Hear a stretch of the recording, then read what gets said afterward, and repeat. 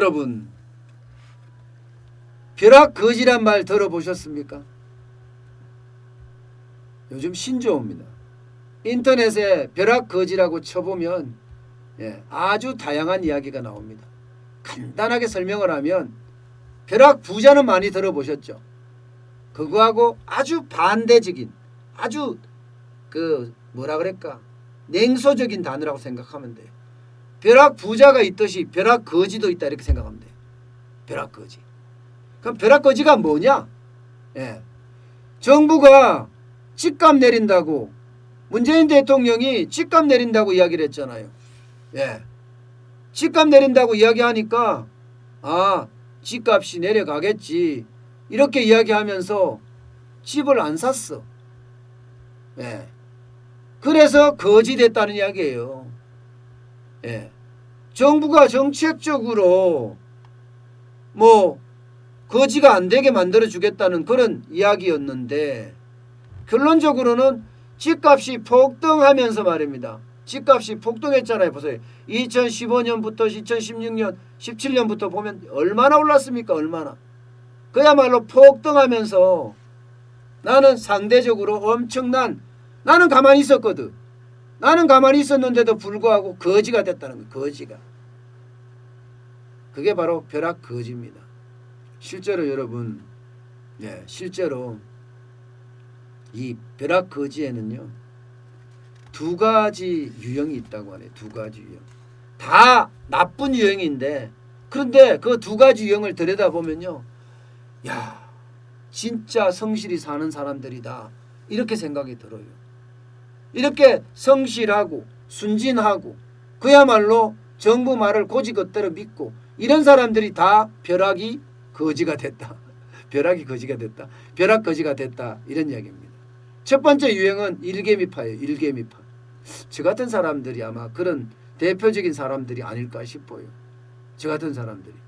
쉽게 말하면 돈 벌으면 예금하고 적금 들고 그래서 돈 모아서 전셋값 올려주고 그러다가 어느 날 집을 사야 돼 말아야 돼 고민할 때, 그죠? 고민할 때.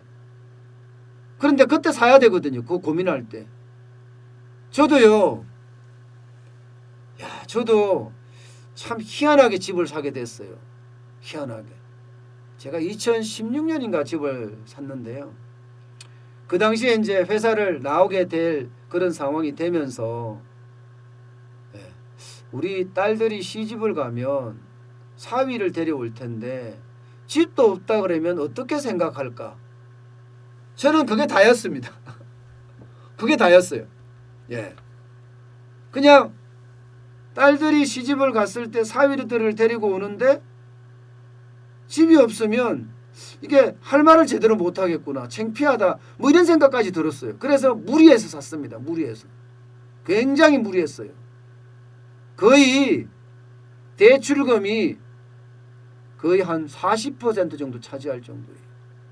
40%. 아니요. 50% 차지하네요. 그래서 집을 샀거든요. 그렇게 산 사람은요. 그래도 저는 일개미파였지만 마지막에 회사 그만두기 전에는 집 하나는 해놔야 되겠다. 그런 생각?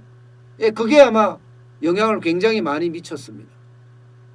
그런데 그렇게 안 샀으면 저도 벼락거지가 된 것과 다름이 없게 되겠죠. 아파트 평균 매매가가 엄청나게 올랐잖아요.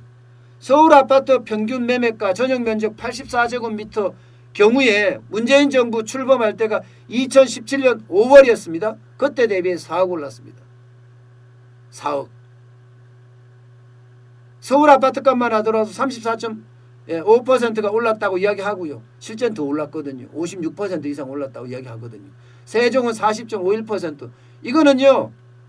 KB 월간 주택 가격 동향에서 나온 내용입니다. 이게 실제적인 경제 지표라는 거예요. 그러면 나는 그때 집을 안 샀으니까 적어도 4억 못 본 거 아니에요. 물론 저는 샀습니다. 나라고 할 때는 주택의 어떤 주체라고 이야기할 때 쓰는 말입니다.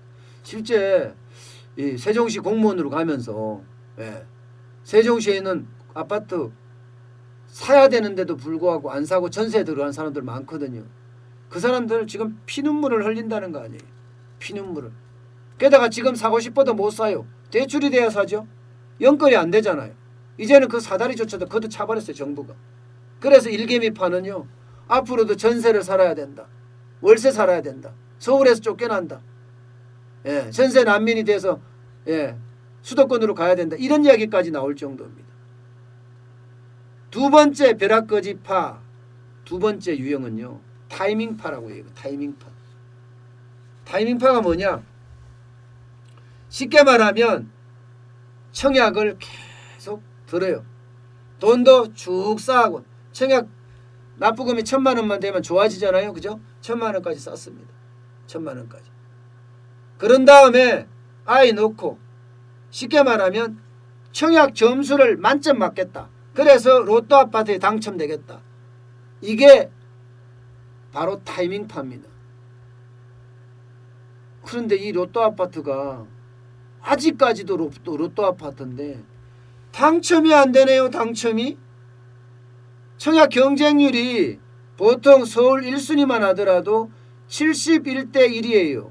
지난해 경쟁률의 2.2배입니다. 지난해는 31.6대 1이었거든요.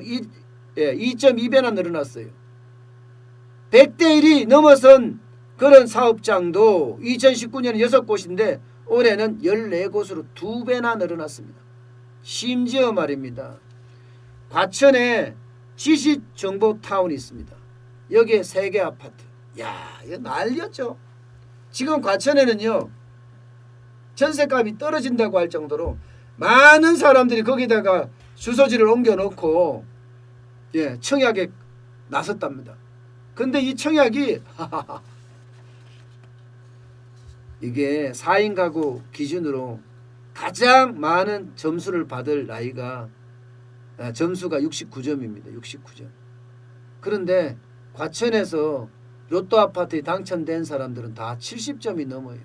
70점.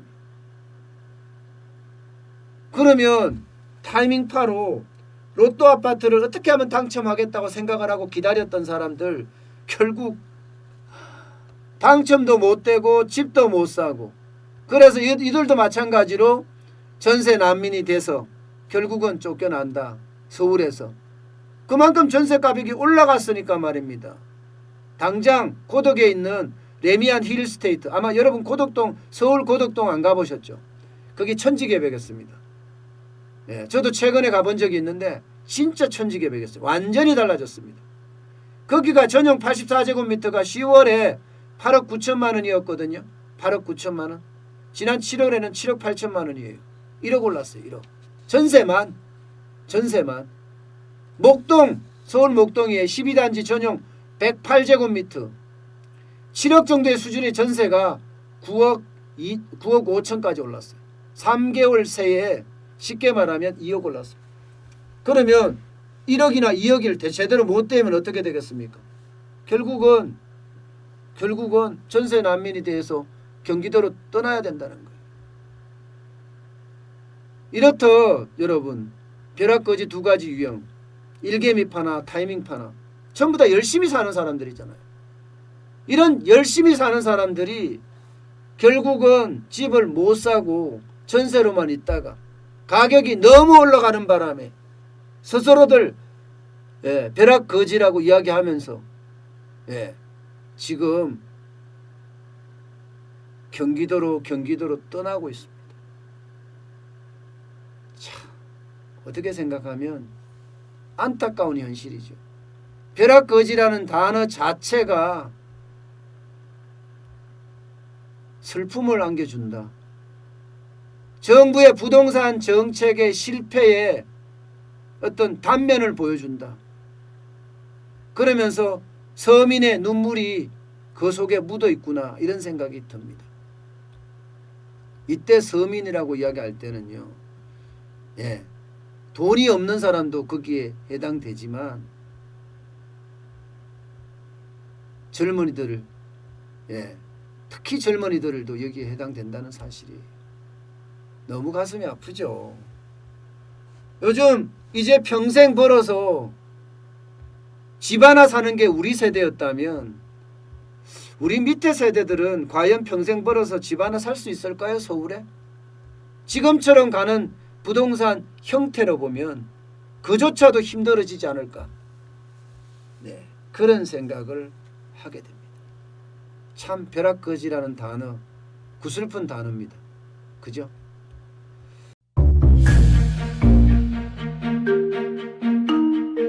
세종대왕과 샤넬 넘버5, 벤츠 자동차의 최고급 기종인 마이바흐의 공통점을 아시나요?